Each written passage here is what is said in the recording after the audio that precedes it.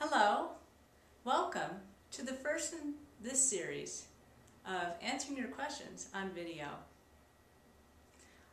I just went to the eye doctor and I had my eyes dilated, so I hope I don't look too weird, but you look awfully weird. Anyways, the first question comes from a parent. How to encourage students when there are lots of mistakes in a song during a practice session. It can be overwhelming to tackle so many different problems.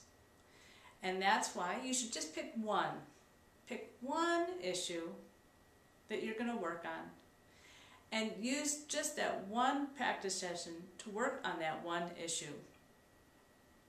The next day, review that issue, and if it's improved and you feel good about it and it's sticking, then tackle the next issue.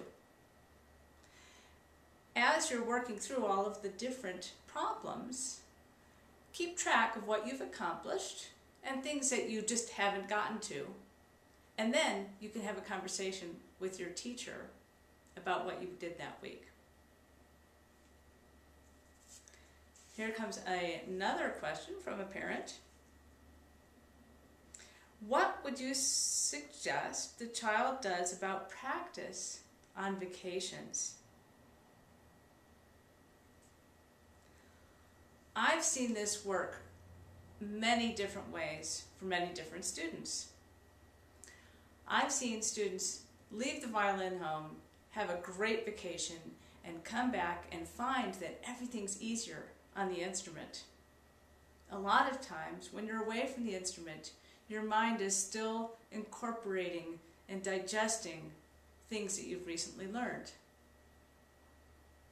Other students find that if they don't practice every day, it's just not worth the effort of putting the instrument away for a week or two.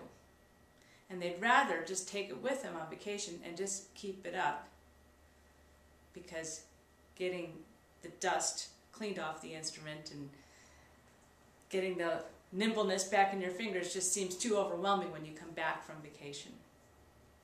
You're going to have to experiment and see which works best for you, but I totally can't say which way or the other to do, but I do encourage you to enjoy your vacation. The last question I'll address is from a student. The question was about tips for doing vibrato on the first finger. The analogy I like to use is if you have a four-legged animal, and instead it's more like a Dr. Seuss animal, you've got 4 legs in a row instead of 2 front legs and 2 back legs. And let's say you were going to put all of your weight onto one foot way over here. Your whole body would have to compensate. And that's basically what we have here. When we start vibrato, we typically start with the middle 2 fingers, because that's the weight center of your hand. And it's easy to balance. When you're working with vibrato on the pinky or the first finger, you have to shift your weight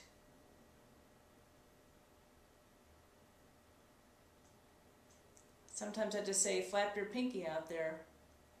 But if you keep the shape of your hand turned around like you're on your second or third finger and you try to do vibrato on the first finger, it's very stiff and difficult. So basically you just have to open your hand and flap it out here in the wind.